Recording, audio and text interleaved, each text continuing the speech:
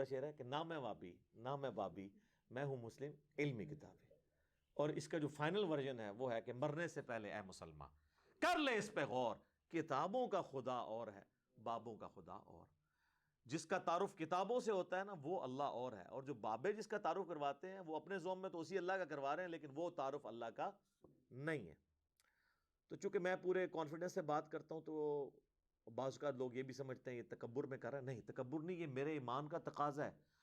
میں ذرا سا بھی کانفیڈنس لوز کر جاؤں تو اس کا مطلب ہے میرا قرآن و سنت پہ ایمان ہی نہیں ہے.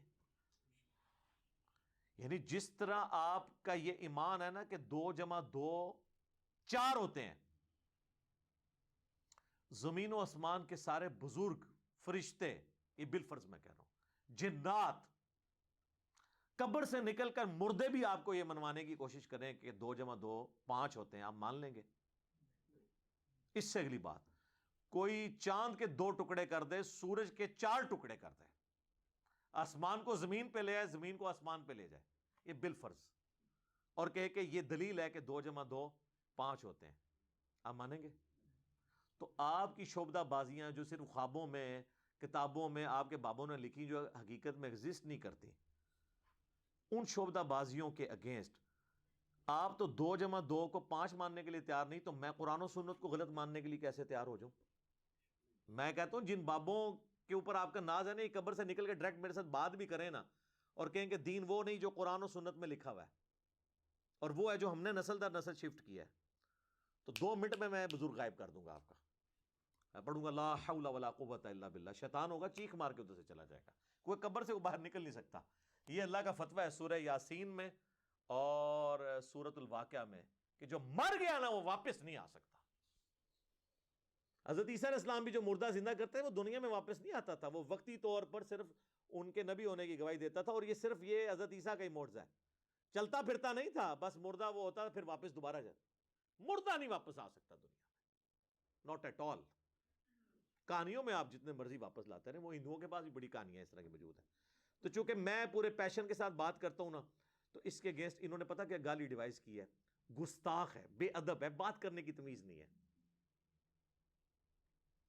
واللہ اگر میں قرآن و سنت سے آپ کو حوالے دینا شروع کروں نا اور میں آپ کو بتاؤں نا، تو آپ بڑی بڑی ہستیوں پہ گستاخی کا فتویٰ لگا دیں گے. چلے میں آپ کو حصول برکت کے لیے ایک بات بتا دیتا ہوں. صحیح بخاری میں کم از کم 4 جگہ پہ سیدنا ابو بکر کا خطبہ آیا ہے نبی علیہ السلام کی میت کے اوپر. حدیث کے الفاظ ہیں کہ سیدنا ابو بکر آئے، حجرہ عائشہ میں داخل ہوئے، سلام اللہ علیہا، نبی علیہ السلام کی مبارک چادر آپ کے مبارک چہرے سے ہٹا کر ماتھے پہ بوسہ دیا اور کہا اللہ کے نبی آپ پر اللہ 2 موتیں جمع نہیں کرے گا، ایک موت آپ کو آنی تھی وہ آ گئی، اب آخرت کی ہمیشہ کی زندگی ہے یا نہیں. باہر آ کر خطبہ دینے لگے تو دیکھا سیدنا عمر نے تلوار اٹھائی اور وہ کہہ رہے ہیں کہ جو کہے گا نبی علیہ السلام مر گئے ہیں میں اسے قتل کر دوں گا. تو اسی کا جواب اصل میں سیدنا ابو بکر نے دیا، کیونکہ حضرت ابو عمر سمجھتے تھے کہ رومن اور پرشین امپائر کے گرنے کی پروفیسیز نبی علیہ السلام نے کی ہیں، تو ابھی تو وہ گری نہیں ہے، آپ جا ہی نہیں سکتے. تو جس طرح موسیٰ علیہ السلام 40 دن کے لیے کوہ طور پہ چلے گئے تھے، نبی علیہ السلام بھی وقتی طور پہ گئے ہیں، ڈورمنٹ کنڈیشن میں واپس آ جائیں گے پھر. تو اس کی نفی کی کہ 2 موتیں نہیں ہوں گی، اب آپ کو چونکہ موت آ چکی ہے، اب واپس نہیں آپ دنیا میں آئیں گے، اب آخرت کی زندگی ہے. اور حمد و صلات کے بعد سیدنا ابو بکر نے پہلا جو جملہ بولا پورے کانفیڈنس، پورے پیشن کے ساتھ، وہ پاکستان کے قانون 295C کی جو یہ ایکسپلینیشن مانتے ہیں مولوی، اس میں تو وہ گستاخانہ بنتا تھا، میرے نزدیک نہیں، ان کے نزدیک. اور ہم نے سوشل ایکسپیریمنٹ کیا ہے لوگوں سے پوچھ کے کہ اگر کوئی شخص اس طرح کہے تو لوگوں نے بہت بڑا گستاخ ہے جس نے یہ کہا ہے، تو بعد میں بتایا سیدنا ابو بکر ہے. کیا کہا؟ الا آگاہ ہو جاؤ، من کان یعبد محمدا فان محمدا قد مات، جو کوئی بھی تم میں سے محمد کی عبادت کرتا ہے یا کرے گا، وہ جان لے کہ محمد مر چکے ہیں. وصال نہیں فرما چکے، مر چکے ہیں، مات. اور پھر آپ رضی اللہ تعالیٰ عنہ نے ساتھ ہی فرمایا وَمَنْ كَانَ يَعْبُدُ اللَّهَ فَإِنَّ اللَّهَ حَيٌّ لَا يَمُوتُ، اور جو کوئی اللہ کی عبادت کرتا ہے اور کرے گا وہ جان لے کہ اللہ کو کبھی موت نہیں آئے گی، وہ ہمیشہ زندہ رہے گا۔ اب میرا سوال ہے کہ صحابہ میں کون نبی علیہ السلام کی عبادت کرتا تھا؟ تو یہ فرضی جملہ کیوں بولا؟ یہ ہوتے تو یہ کہتے ہو لے ممبر تو تھلے فرضی جملے بولنا ہے، شرک ختم ہو چکے اور تو سانو فرضی گلاں کرنا ہے، سانو نہیں پتا کہ عبادت کرنی ہے، فرضی جملہ ہے نا۔ ہاں قرآن کی آیت پیش کرنے کا تو رائٹ تھا، وہ آیت بھی پڑھی انہوں نے، انک میت و انہم میتون، سورہ الزمر آیت نمبر 30، اے نبی تمہیں بھی مرنا ہے، تمہارے مخالفین کو بھی مرنا ہے۔ پھر سورہ ال عمران کی آیت نمبر 144 بھی تلاوت کی، وما محمد الا رسول قد خلت من قبلہ الرسل افئن مات او قتل، محمد تو نہیں مگر ایک رسول، اگر یہ مر جائیں یا قتل ہو جائیں اور پاکستان میں یہ وصال فرما جائیں یا شہید ہو جائیں تو کیا تم دین سے الٹے قدم پھر جاؤ گے؟ یہ آیت انہوں نے اپنی بات کے ثبوت میں دی، یہ آیت ہی کافی تھی، اپنا فرضی جملہ کیوں بولا؟ یہ کہتا ہے نا جی حدیث میں الفاظ ہوتے ہیں نہیں، آیت میں نہیں ہے، کیوں بولتا ہے؟ لیکن اس کے مخالف نہیں ہوتے ہیں، اس کو سپورٹیو ہوتے ہیں۔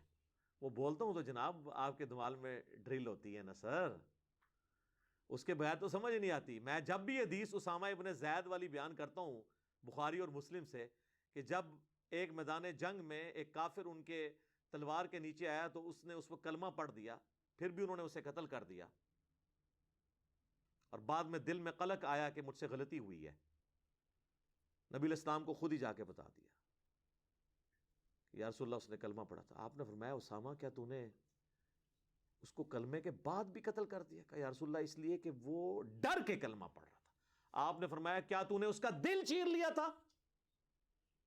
اسامہ تو کیا کرے گا جب وہ قیامت والے دن کلمہ پڑھتا ہوا اللہ کے حضور تیرے خلاف مقدمہ قائم کر دے گا؟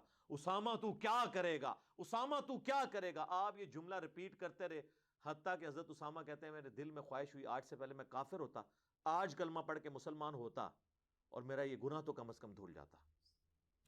تو یہ حدیث کے اندر میں ایک جملہ بولتا ہوں جو اس میں لکھا نہیں ہے، لیکن وہی ہے جس طرح حضرت ابوبکر نے جو کچھ بولا وہ قرآن حدیث میں لکھا کوئی نہیں ہوا تھا، من کان یعبد محمدا فإن محمدا قد مات۔ تو میں کیا جملہ بولتا ہوں کہ حضرت اسامہ نے یہ نہیں کہا کہ جی یا رسول اللہ میں نے دل چیر لیا تھا کیونکہ میرے گھوڑے کے قدموں سے جو خاک اڑے گی اور وہ میرے گھوڑے کے نتنوں میں بیٹھے گی اس کو بھی کوئی امت کا بڑے سے بڑا بزرگ غوث کتب ولی نہیں پہنچ سکتا، اور وہ تو سارے دل کا حال جان لیتے ہیں، ان کو تو کشف القبور بھی ہو جاتا ہے، تو میں تو ان کا امام ہوں جی یا رسول اللہ میں نے دل چیر کے دیکھ لیا تھا، میرے سے تو کوئی چیز چھپی نہیں رہی، مجھے تو علم غیب بھی ہے۔ یہ جو میں انالیسس کرتا ہوں نا، یہ اصل میں ان کے دماغ میں کرتا ہے ڈرل، جنہوں نے ہدایت لینی ہے، اور جو گمراہی پہ تلے ہیں نا ان کو یہ تلوار کی طرح ان کے دل پہ جا کے لگتا ہے، وہ تو کہتے ہیں جناب یہ تو شکل بھی نہیں ہم نے دیکھنی، ہے ہی گستاخ ہے۔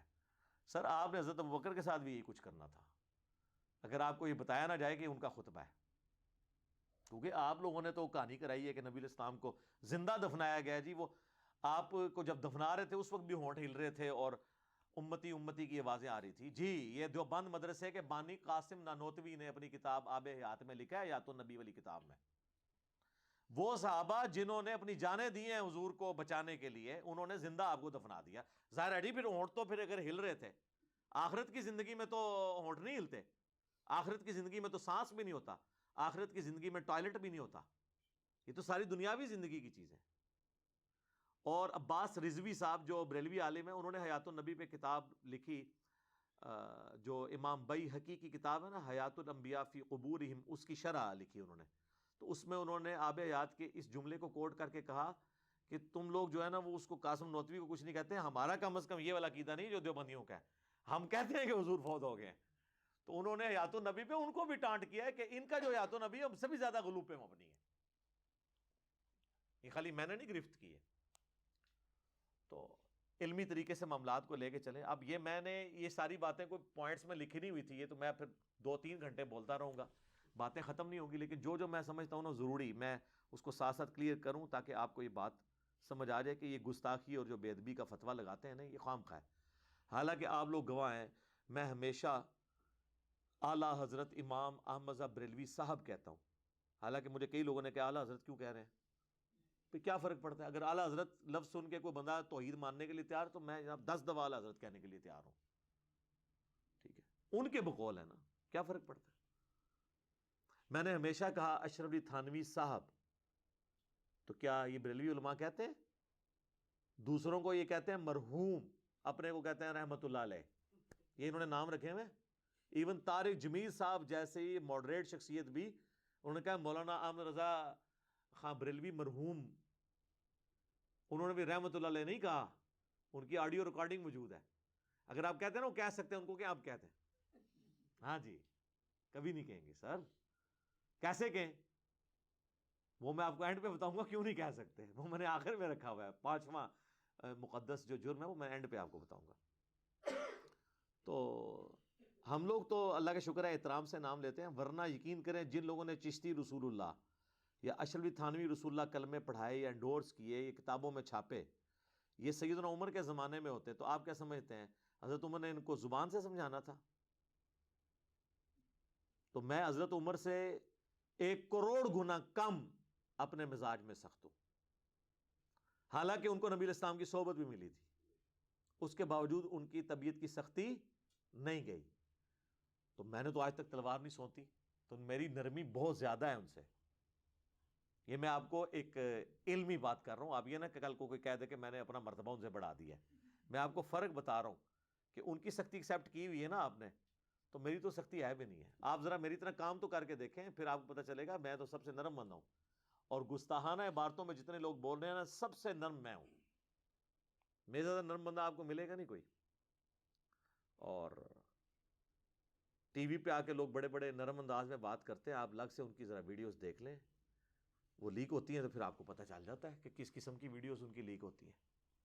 یہ پچھلے دنوں ہمارے ایک بابا جی کی ویڈیو نہیں تھی لیک ہوئی، بادشاہی مسجد جو دیوبندیوں کے پاس ہے، چونکہ بریلوی دیوبندی اور اہل حدیث دونوں کو وہابی کہتے ہیں. تو اذان مغرب شروع ہوئی مزار اقبال پہ، یہ 9 نومبر 2020 کی بات ہے، ویڈیو ریکارڈ موجود ہے. تو انہوں نے کہا جی اٹھو جی، چلو جی، انہاں دی کیڑی جان ہے، اے دے سوراں دے سور نے. کہنا انہاں بڑیاں دے اخلاص منگو تو بڑے بڑے لوگ ہم گداواں نو خیر پا ہی دیں گے. چلو جی چلیے او بھابیاں دی اذان اے تے کڑا دے اے تے سور دے سور چل چلیے.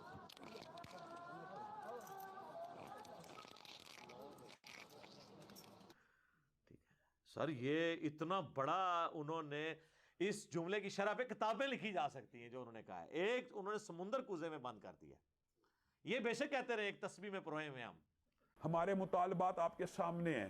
ہم آپ کو بارہا یہ کہہ چکے ہیں کہ اہل حدیث دیوبندی اور بریلوی اتحاد ایک تسبیح کی طرح ہو چکا ہے، ایک قوت اور طاقت بن چکا ہے. تو آڈی تسبیح ورڈ کیوں نہ پرے سٹی ہے؟ ٹھیک ہے، تو انہوں پھر بھی توفیق نہیں ہو رہی. اس کی شرح یہ ہے کہ جس طرح جو ہے نا سور یہ روئے ارض پہ مردود ترین جانور ہے نا، پلید ترین، مطلب ہے تو اللہ کی مخلوق ہے، وہ اپنی جگہ، اس کو ویسے مارنا بھی نہیں ہے کہ بھئی اللہ نے اس کو اگر پلید بنایا تو اس کو ہم نے قتل کر دینا، نہیں، بس اس کا گوشت حرام ہے. تو جس طرح روئے ارض پہ تمام مخلوقات میں سب سے یہ پلید خنزیر اور سور ہے نا، اس طرح روئے ارض پہ تمام لوگوں میں سب سے پلید جو ہے نا ان کے نزدیک وہ وابی ہیں. اور وابی انہوں نے اس وقت دیوبندیوں کو کہا، اہل حدیث کو تو وہ پہلے ہی وابی مانتے ہیں، دونوں کو وہ کمبائنڈ وابی کہتے ہیں. تو اب آپ کو اس بات کی سمجھ آئے گی کہ ان کی اذان کا کیا احترام. یہ تو سوروں دے سور نے، سوراں دے سور، یعنی جس طرح اس روئے ارض پہ سب سے بدترین سور ہے نا، اس طرح سوروں کے اندر اگر سب سے بدترین سور کوئی ہو سکتا ہے نا تو وہ وابی ہیں ان کے نزدیک. شرح سمجھ آئی؟ یہ ہم ہی کر سکتے ہیں جو خود ان کے اندر رہا ہو. تو یہ ان کا اپنا ہی انداز ہوتا ہے بات کرنے کا. میں جو کچھ بیان کرتا ہوں پیشن کے ساتھ علمی دلائل رکھتا ہوں. کبھی کبھار کوئی سلپ آف ٹنگ ہو جائے تو وہ پورے کا پورا میرا ایک سمجھ لیں نیریٹیو نہیں ہوتا.